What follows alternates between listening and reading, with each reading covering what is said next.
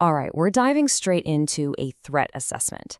This is based on a really complex multi-year investigation into a globally reported entity.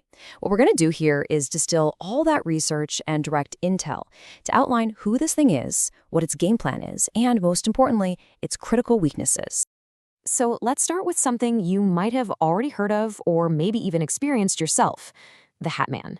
You know, that terrifying figure people see in the corner of their room during sleep paralysis? Well, our investigation starts with a pretty chilling question. What if he's not just a figment of your imagination? Because here's what's truly bizarre. Across different cultures, on different continents, people who've never met are reporting the exact same figure. The consistency is just undeniable. So let's break down this universal profile of terror. And the precision in these descriptions is absolutely key. We're not talking about just any shadow. It's a tall, slim silhouette, and it's so dark it seems to absorb the light around it. It's always defined by two things, a wide-brimmed hat and a long trench coat. And, this is crucial, the face is always deliberately hidden. This isn't some vague presence. It's a specific uniform, and it's designed to project pure evil. You see that level of consistency all over the world. It tells us we're not dealing with a random ghost or some common demon. According to the investigation, this is a singular, intelligent entity. And it has a name. All of this consistency, all these reports, they build towards the central, shocking claim of this entire investigation. The research doesn't just describe the figure, it unmasks him. The entity has been identified as Cain. Yes, that Cain. All of his known aliases, the Lord of Shadows, the Hat Man, and others, they all trace back to this one single primordial being, the first murderer from biblical lore. This just completely elevates the phenomenon from a paranormal curiosity to a direct encounter with an ancient, catastrophic figure. So to understand his incredible power, you really have to look at his origin. And this is where the investigation just veers sharply away from standard theology. It suggests Cain was not the son of Adam, but of the archangel Samael, also known as the venom of God. This means he isn't just a cursed human. No, he's a potent hybrid of celestial power and, well, primal sin. This unique parentage gives him a very specific classification, the Born. He's not your typical demon who was once human and then fell from grace. He was literally born from this convergence of heaven and earth. And according to the file, right after his exile, he was immediately recruited by an even greater power, an entity called Enlil. He became a top lieutenant in a vast, cosmic conspiracy aimed against humanity. Okay, so if that's who he is, let's get into what he does. Because his actions are not random hauntings, no way. They are calculated, systematic attacks.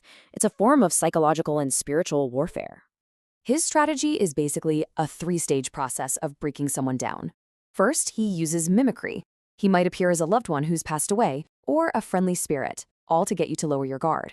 Once he has that trust, he flips the switch to pure terror, because the investigation claims he literally feeds on negative emotions like fear and despair. This constant state of fear just erodes a person's spiritual defenses, getting them ready for the final stage. He's an opportunistic predator, and he's drawn to human vulnerability.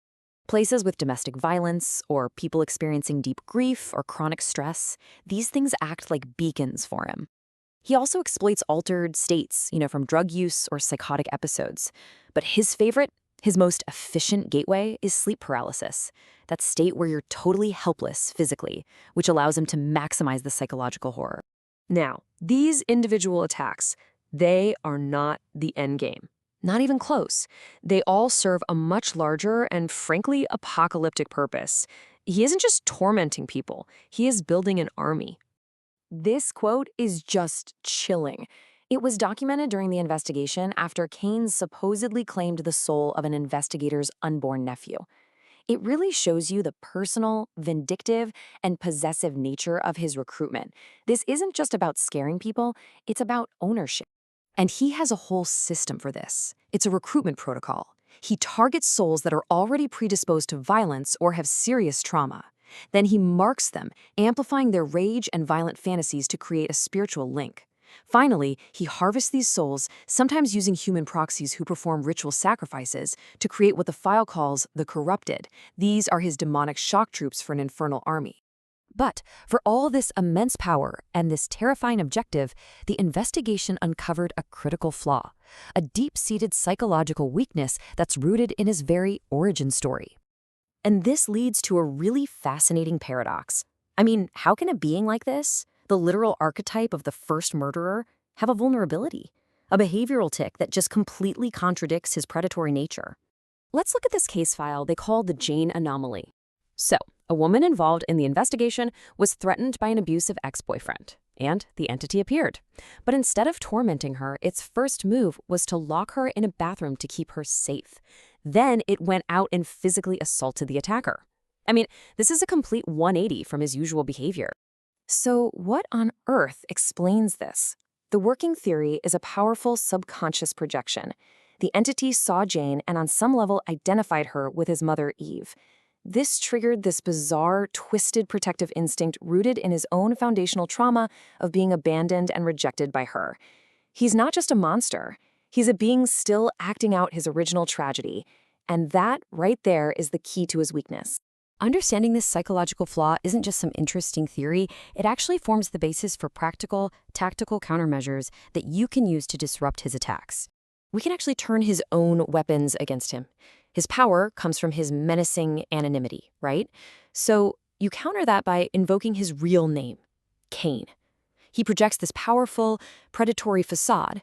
You can shatter it by referencing his primary trauma, his mother, Eve. And for direct spiritual attacks, a counter sigil called the Walls of Eden was developed to repel his influence. See, the reason these countermeasures work is that they force a psychological shift. When you invoke his name and his mother, you pull him out of his role as an anonymous predator and force him back into his own personal, painful history. This completely disrupts his focus, breaks his concentration, and puts him on the defensive. So, to wrap this briefing up, the entity known globally as the Hat Man is identified as Cain, a primordial being classified as the Born. His main objective is to build an army of corrupted souls for a cosmic war, and his status is active, with his operations directly linked to that widespread sleep paralysis phenomenon that's being reported all over the world. And that leaves us with one final, pretty unsettling thought. According to this research, one of the most common and terrifying figures in our collective nightmares isn't just a shadow. It's a specific being with a name, a history, and a motive. Which really makes you wonder, what other ancient stories, what other forgotten figures are still walking among us, hiding in plain sight?